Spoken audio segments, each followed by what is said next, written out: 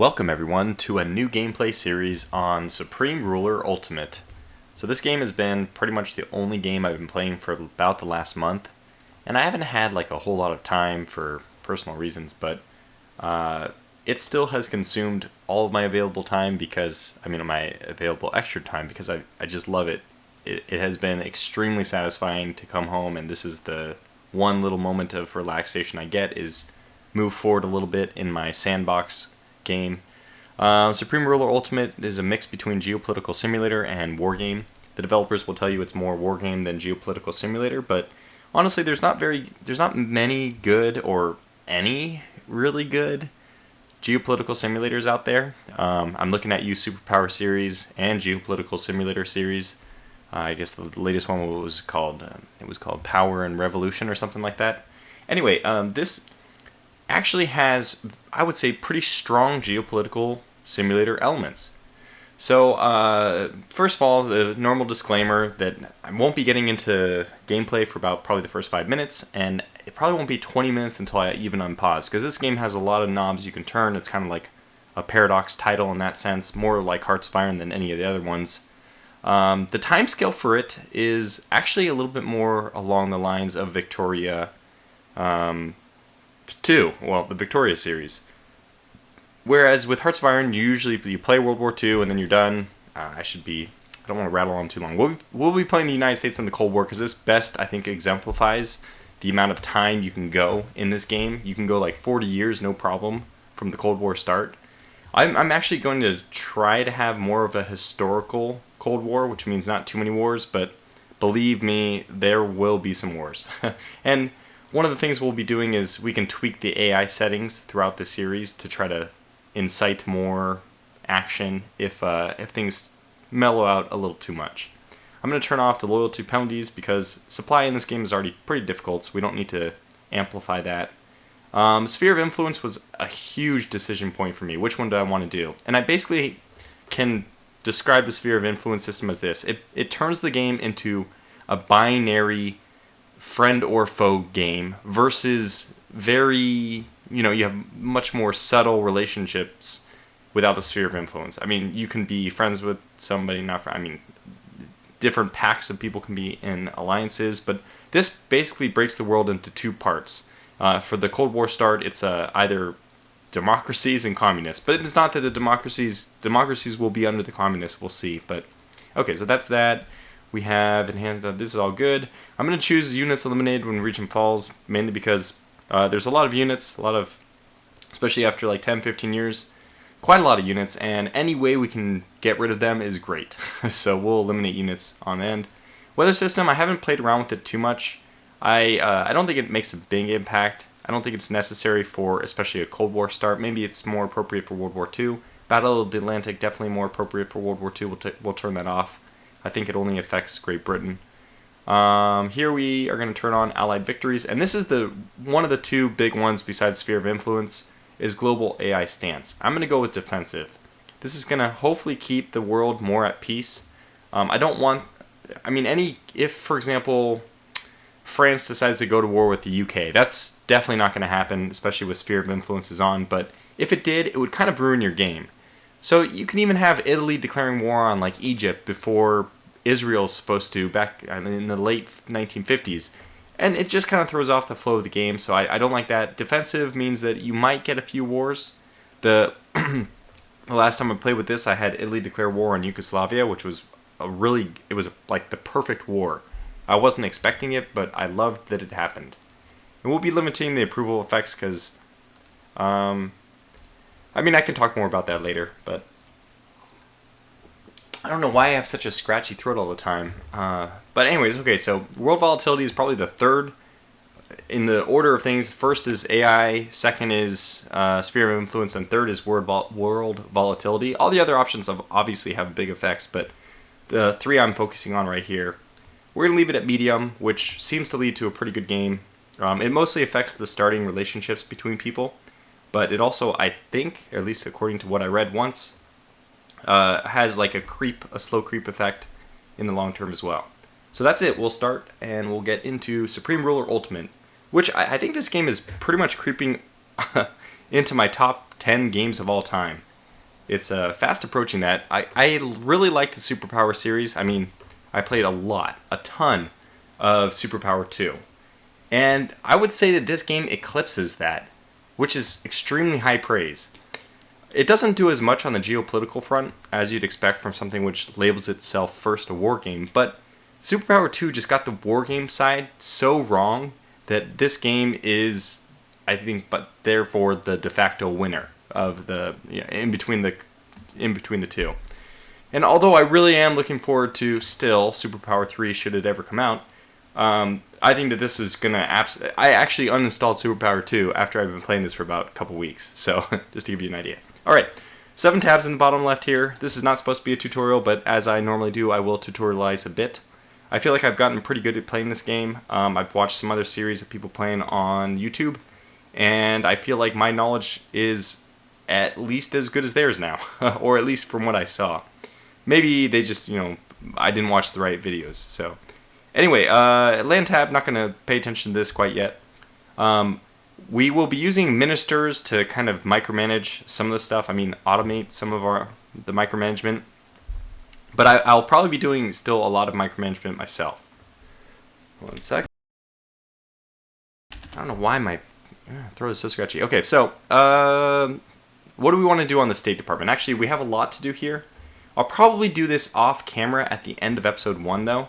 We want to do, first and foremost, we want to start sending alliances to people who aren't allies. See if we can sneak them in, like with Japan, where, I mean, sometimes you never know. Will they take an alliance or not? The answer is no today. But I think we can sneak in criminal extradition and all of these.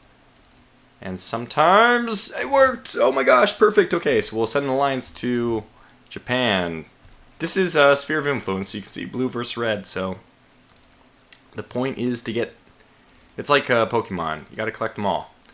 Can't get a formal alliance with South Korea, but that's okay. I think that eventually they will give us one. For now, we'll be satisfied with...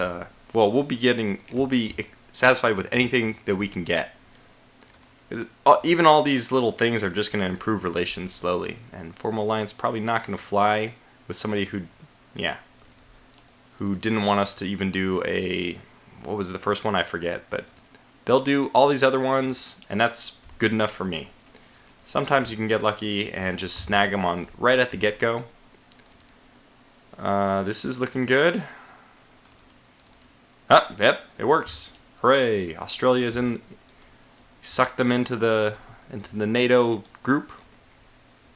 New Zealand. So you can see that the number of political options you have is not as great as like a pure geopolitical simulator. But it's still, I would say it's still quite a lot. Ah, New Zealand. Hooray. This next one I want to get is Spain. So we'll try for them as well. Oh, it's not looking good. Not looking good at all. Yeah, okay, so Spain will not be able to join, at least not yet. I think I actually don't get them in almost ever. But they'll give me everything but these 3. These 3 are the last 3 you ever get. I mean, you can probably get labor force, free, like, exchange of labor force and the free trade. I can probably get those, but I just don't want them. And I'm happy enough to get everything else. So we want to actually start supporting these nations as well. It's another thing I'll show you. I don't want to dwell too much, bog down on this one detail, but I mean, hey, this is something you should do at the start of the game. Let's go through all this, and okay, you won't give me all that, but maybe you will do negative again. Okay, well, you're going to be a problem, aren't you? What about... Will you at least give me a non-aggression pact? Probably not. As I'm starting to remember, I believe Austria actually leans towards the Comintern. Or what are they called? Like, we are NATO and they are Warsaw Pact, of course. So, Warsaw Pact versus NATO. It is NATO aligned, right? Yeah. So, Austria might swing the wrong way, in which case we'll just have to claim her a different way, and you'll see that eventually, but... For now, the ones who aren't, Spain's leading our way, but we'll just continue to push her towards our corner. I also want to get Israel into an alliance, which, you know, I mean, doesn't necessarily seem like the brightest thing because they... Oh, I think they'll just do it right away. Yep. So forget it. We actually don't need to influence you. You'll just be in my corner right away. Yeah, they're surrounded by a lot of enemies. Seems like you could be getting yourself into a bad situation by asking for that alliance, but I still think it's a good idea. Okay, so I'm going to go around and, you know, try to influence relations with various other people, but maybe I'll even not do it immediately. I'll do it a little bit later. No more on the first episode, right?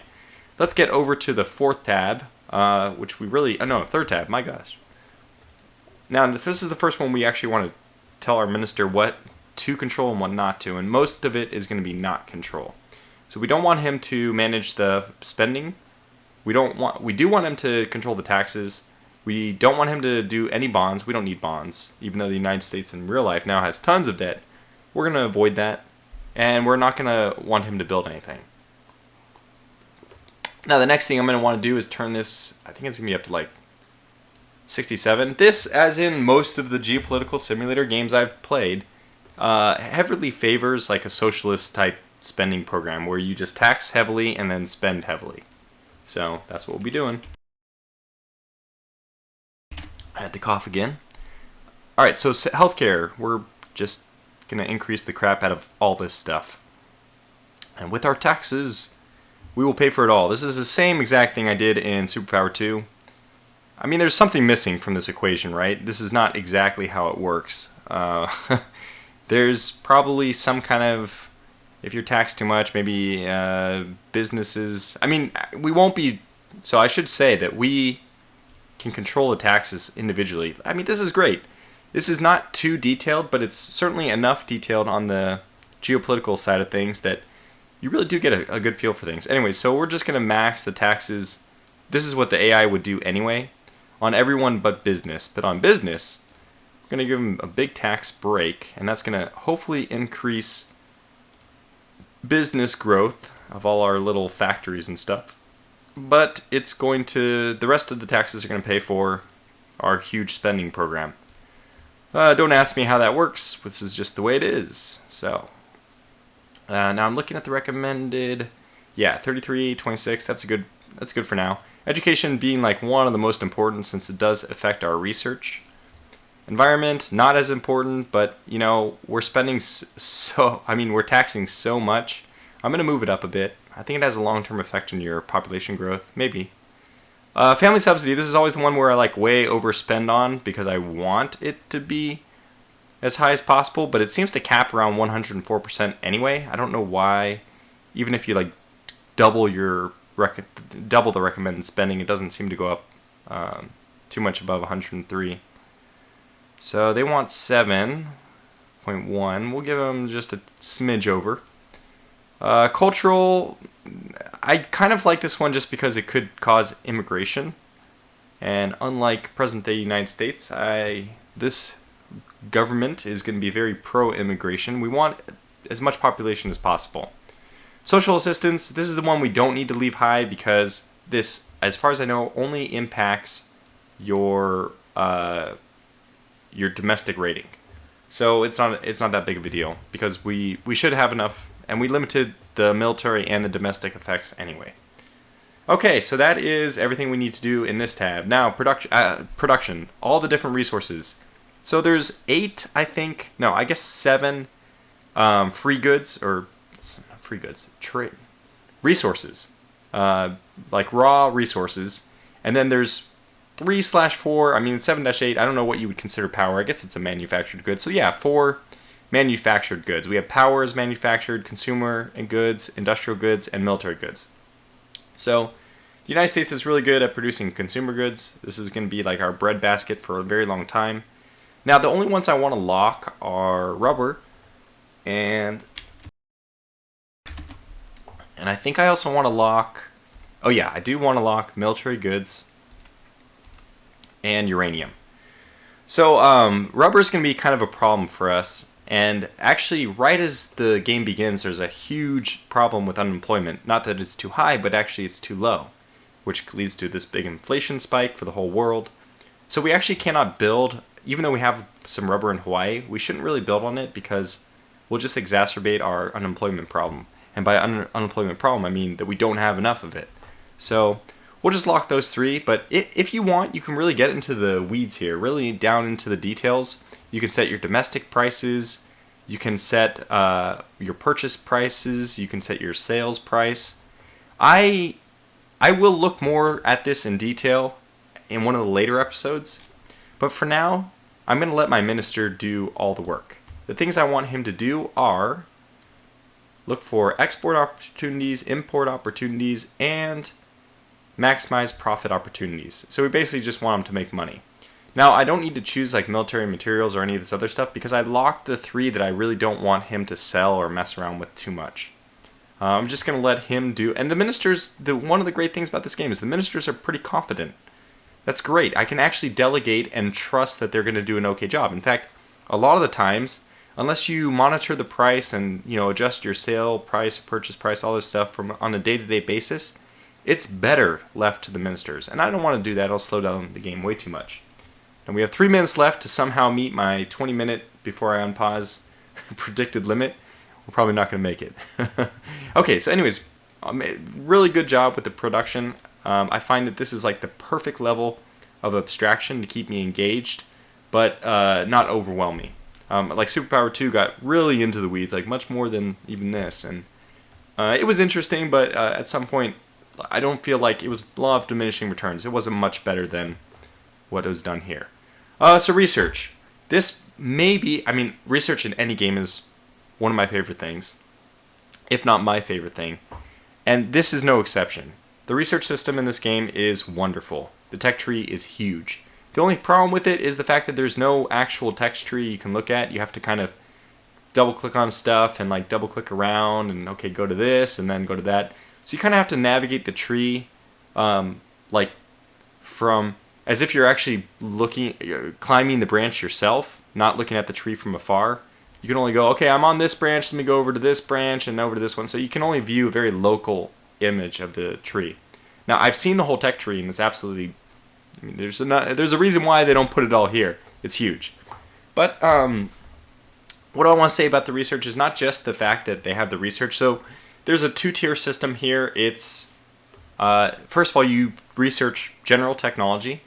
And then after you research general technology to actually get military units, you, with the general technology, have unlocked some military units. So it's a 2-tier system. You first do general science, and then you do engineering, is the way I would put it.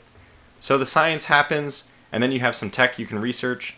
Some things just apply immediately. Like, let's see. I know on this list we have consumer modern clothing, and this will give consumer good plant production up by 1%. So that just gives you a benefit immediately. But a lot of the other things, especially in warfare, let's look at anti-ship missiles, and this unlocks a bunch of designs. So, although these designs maybe are not interesting to us, if one of them was interesting, once we finished researching this technology, we could go over to the missiles and then actually research them. So a lot of the times you're going to skip designs, but I don't know. I think this research system is just done perfectly. So I'll probably talk more about research another time. We're really not going to make that 20-minute thing because we have so much stuff to do in the military. But what I'm going to do is start weeding out some of these. And there's also this space race. I've actually never completed the space race. I've only made it to like 80 or whatever, somewhere around here. Very close to finishing, but never actually finished. So we'll go for the space race in this. So one of the things you want to do is pick the technologies which lead to the most other techs. There's a few technologies here which, if we research, let's see, like magnetic anomaly detector does not lead to anything. It leads to designs, but it doesn't lead to other tech, which means it's actually going to be a low priority for us. What we most want to do is research stuff like military vessels 51, which directly leads to other things, and this to a lot of other things. Because you want to unlock the gatekeeping techs first. Just makes sense so that you're never bogged down. There may come a time, especially because we're going to produce a lot more research facilities, when we're stuck, not because of parallel, but because of serial reasons. So the next tech is gated by one of the techs we're researching. So we want to try to prevent that by researching those gatekeeper techs as quickly as possible. And I think I'll micromanage this tech list. I'm thinking about it now. I might actually need to just do something, get 7 down so that we have 7 technologies ready to go. Okay, so let me try to figure out which are the ones that we need the most. And the ones we need the most are like these aerospace ones, because this is like the thing we need to get fastest is, I think improved automotive is very important, yeah. Is this space race tax, because otherwise the Russians are going to start with the same list as us, with all these things queued up, so that the AI also does a pretty good job gunning for the good space technology. Gun design, I think this is also important, so we'll get this one. Integrated air defenses, that one's not important, only leads to one other tech. Tactical nukes, it does lead to some stuff, but I don't think it's that important. This one only leads to one, so we won't get it. There's probably some science or transportation ones that we should get. And sometimes, as I said, just serially, like if aerospace takes a really long time to finish, and we need it for to open up a bunch of other techs, there's still going to be a time when we're held back. But that's fine. It gives us a chance to research designs or to catch up on those like one-off technologies that we otherwise put behind us. Tank rifles doesn't lead to anything. We'll just go through these one at a time, okay? Okay, this may be interesting. Another thing I could do, actually, is go to advanced fabrication, orbital launch pads, okay, satellites, and let's see what else. I guess everything here is queued. I want polymerization. This is it. Okay, so we want anything which we need to get for silicon transistors. Okay, it looks like all this stuff, like let's go to fiber optics. It looks like we don't need to queue up anything there. Superconductivity. Yeah, it looks like that was already pretty much queued up. Huh. Okay, so we have how many techs? 1, 2, 3, 4 is advanced. 5, 6, 7. Okay, so we have enough to begin. Good. And I'll go through this list when we unpause, but for now let's just wait there. Okay, military production. Well, I know what I want to do to start. I want to get some more rangers. I think these are... Every country has their like elite infantry. And frankly, I don't use anything but the most elite infantry. I don't think it makes sense to. Especially as the United States, we're never going to fight on such a huge front. We get to choose our battles. I've never had it happen that... Well, that's actually not true. North Korea of all people, actually invaded the Portland, Washington state area. But it was very short-lived, as you can imagine. Anyways, it's not very likely that you'll need to fight a big, wide front battle in the United States, or even with NATO, with all your allies. If you actually attack Russia, they will help fill the front. So I get rid of the cheapo infantry, and I deal with only the elite, which is going to help you preserve your units, actually, in the end. So we'll queue up 50 for now. We may even want more than that. We already start with some, I think. Maybe not. No, we start with Marines and we start with paratroopers. And we start with 15 Marines.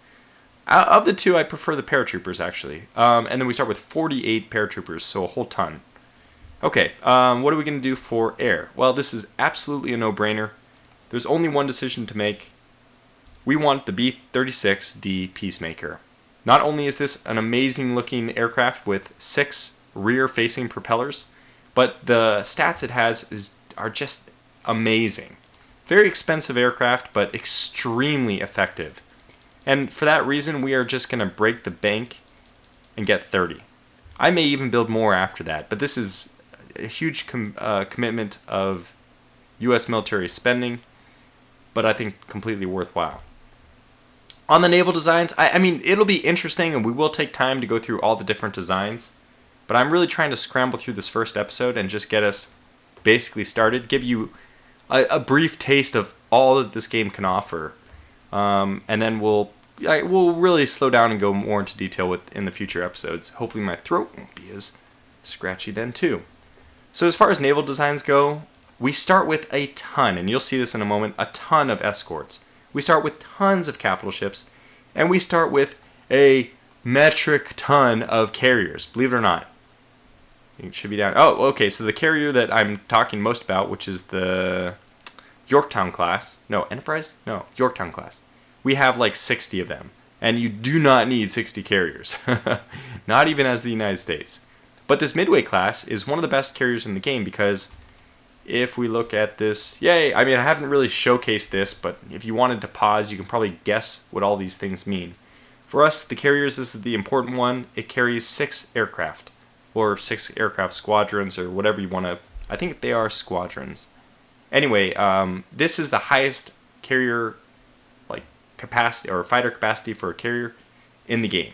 I've never seen anything higher.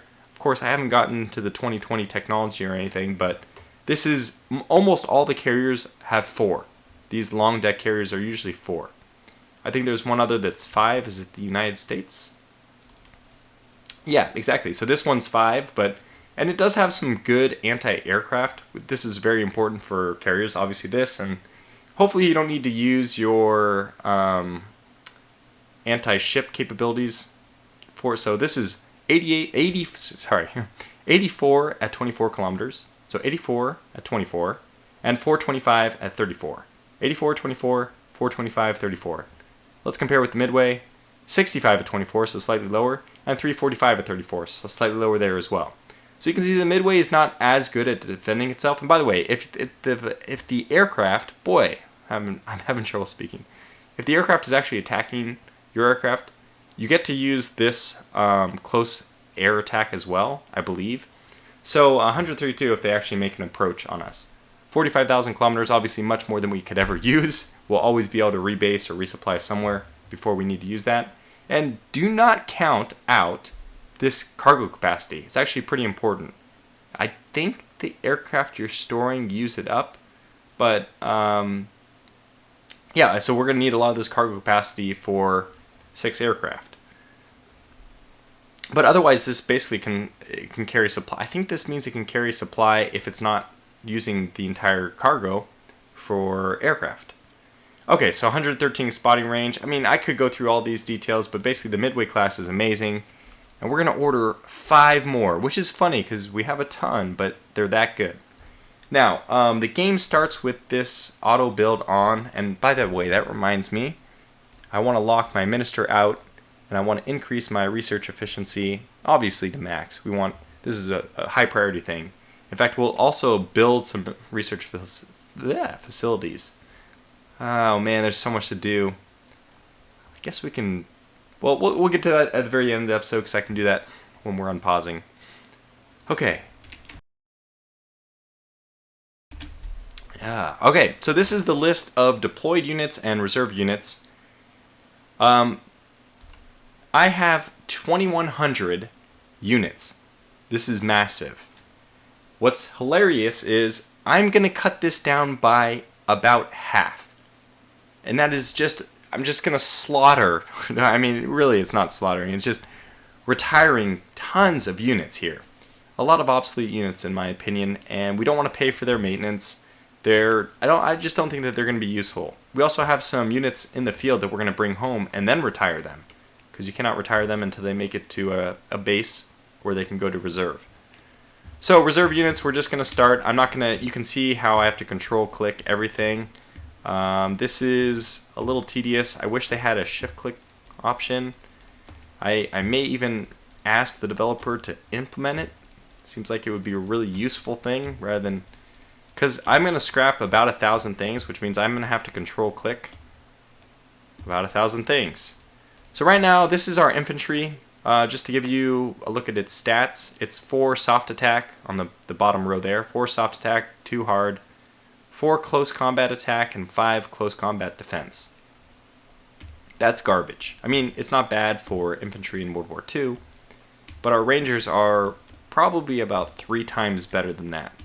And they definitely don't cost 3 times as much.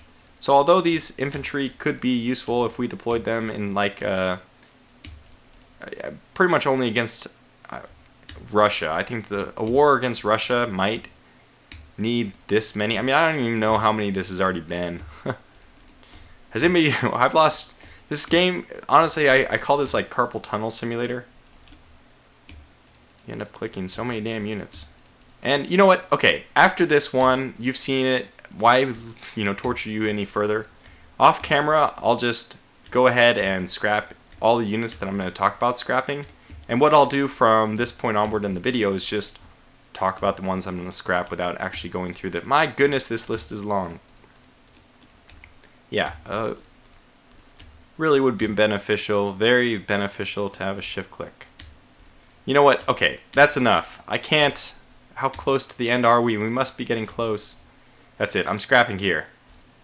So all those turn gray and hooray, and let's just unpause real fast and see how many that was. That was 135 clicks. My goodness.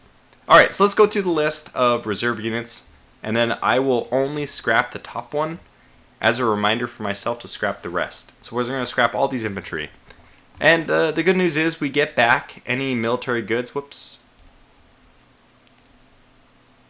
Let's go back. Come on. There, all reserves. So the good news is that when we scrap them, we get back whatever military goods that they had. So you don't get back the money or anything like that, but you do get back the military goods that you invested. I don't even know if it's 100% of them, but you get some of them back because I've seen that my military goods go up after this massive scrapping campaign. In fact, we can just take a look. We are at 17,500. It's not that high. It'll be a lot higher when I'm done scrapping everyone. Okay, so we'll scrap all this infantry. We're going to scrap this airborne engineer because we have a lot of engineers. So here come the motorized engineers. We have a lot of them. So we don't need to keep around any foot engineers. And we like our engineers to be motorized so they can quickly get from one construction project to another. So we won't scrap the combat engineers. We are going to scrap these amphibious tractors. We are going to scrap all of our motorized infantry. But I won't do it here, again. And we have a lot of it. Scroll. I kind of want to scroll just to give you an idea of how much of everything we have. We're going to scrap the half-track infantry. It's really not that bad. It's actually semi-decent. 6.566. Just to give you a point of reference, I guess this would be useful. Let's look at what the Rangers are. They are 12, 12, 18, 16, and then their defense when they're not in the city is 12. This is very good. You only pay $260,000 a year. Price to build is like nothing. Let's now go back and compare that to not the combat engineers. Where were we at? The half tracks. Okay, so half tracks are 1.7 million, so about 5 times more expensive for about one half the stats. Now, they do have, I think the Rangers have a movement speed of 6 or 8, and these have a movement speed of 50. That's obviously what you're paying for here, is the motorized capability. But I don't think it's worth it. Mostly what I want to do on the attack is not use motorized, but use tanks. So that's the American, or at least under Tortuga, the American battle plan is going to be very quickly breach with tanks, and then very slowly hold with with Rangers or other elite infantry wherever we're needed. So you can see the 15 or so Marines that we have there, and then we have a bunch of paratroopers, a lot of airborne, and then the Rangers would be, I think, before or after this, but they're not here at all. Now this is a debatable one, the M8 Greyhound. It's pretty good, 10 and 18 in the city, so if you put it in urban fighting, it'll perform pretty well. And it's also, I should show you, very fast, 90 kilometers an hour. But it's also going to get scrapped because I usually don't use reconnaissance very much. That's probably the number one reason. But also just, and this is just garbage. I don't even remember what this is, but there's only a few of them. We'll just scrap them outright. This is the L-180. It's a Northern Europe design. We probably got it from one of the European countries during World War II. 434, I mean, this is garbage. Garbage. Now we have the tanks. We have a ton of tanks. Oh, good lord, this is going to take way too long to go through all this, but we have M4A3 Shermans. They're pretty good. They're really not that terrible. They will all be scrapped. Goodbye, Shermans. I mean, not all of the Shermans will be scrapped, but in here somewhere there's some other ones. Okay, here are absolutely terrible tanks. These will all be gone too. I think this is SAR. Sorrel, yeah, the Sorrel 42, it's not very good. It's much worse than the Sherman. Then we have some diesel Shermans. Is that what these are? Yep, and they're going to be gone. Lots of goods we're going to get back from these. What is this one? Still the diesel Sherman. Well, we'll get rid of all of these. Oh, there's only 3 of them. And then what's this one? This is the M26 Pershing. Now, I'm going to keep this one around. It's got a really good hard attack. It's not too expensive. And I don't know, it's basically a medium and like an average tank for this time period. So I'm going to keep it around for now. We may choose to renege on that and later scrap it. Probably I will. I mean, it will be scrapped eventually because I don't plan on losing them in combat. We'll get rid of the, what is this, the Stuart? No, Chaffee. This is a good tank, but it's lived beyond its time. Even though it's actually a pretty recent tank, 44, yeah. Okay, now we have the tank, what will be the main battle tank. Not the main battle tank, because it's a heavy tank. But it will basically be the main battle tank of the United States for the decade to come. Really for a very long time. The M4 A3 E8 Sherman, otherwise known as the EZ8. Amazing stats in close quarter combats, 18 attack and 10 defense. Also very good defense and attack. Notice this is not as high as the Pershing, but it's just a very good tank. It's actually cheaper than the Pershing, which is surprising, and faster, which is also surprising. The Pershing was a heavy tank, so it's a great tank, and we will be able to use this to great effect in any future combats. So I think that's going to conclude this episode, really. Honestly, we got to get finished with this quickly. So I guess we'll have to put a cut in the video before I even get to air and sea. But we're going to scrap all the AT because it's just, it's the M10 Achilles, but it's not very good. Even the Hellcats that we have, I was thinking, should I keep them or not? M18 Hellcats. They're, okay, so which one was worse? I actually forget. 8, 15, 10 at 48. 8, 15, 10 at 80. So the Hellcat is faster, but a little bit slightly less effective. And honestly, the answer is I'm going to scrap both of them. And the only one we may consider keeping is the here it is, the M36B2. So we might keep this one around. I probably won't scrap it right now, at least. Artillery, we have so much garbage artillery, which is, I mean, all this stuff is going into the military goods soup, as I like to refer to it as. I think that's a really funny comment. This is okay, 12 and 8 at 27 kilometers. Mind you, a hex is 16 kilometers, so your goal is to get beyond 32. That's like the best. So we have a lot of this parachute field artillery. It's all going to be gone. And the big question is whether or not you keep this one, which is 1812 at 29. It's actually pretty good artillery. We have one which is slightly better. That's 1812 at 29. And somewhere down here, wow, there's a lot of that stuff. Yeah, below this, I believe. The priests will all be scrapped. And here it is. So it's 1812 at 29. Now we have 21 and 18 at 41. So you can see that the old one, it's good. It's actually really good for this time frame. But we'll be scrapping that one as well. Anti-aircraft, the only one we'll be keeping is this one. It's 20 at 19. Everything else, most of it doesn't even have. I don't think any of them actually have any medium range. They're only close range attack. So that'll all be scrapped.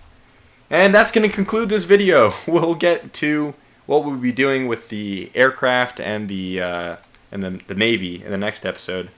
So sorry, I did my best, but I really enjoy looking at all the different designs and stuff. So we really just beat around the bush, maybe a bit too long. Anyways, I hope that since I've at least gone through all 7 of these tabs, even though I haven't really progressed the game, like more than, we'll do 1 hour just so people can't say I didn't even progress 1 hour there. Anyways, I'm really looking forward to this series. Because this is the first video in the series, if you wouldn't mind pressing the like button, that'll help the visibility on YouTube, and I'd greatly appreciate it. And I won't ask for that again. So until the next episode, I hope you'll stay with me until we at least unpause the game for a full day. And thanks for watching, and take care.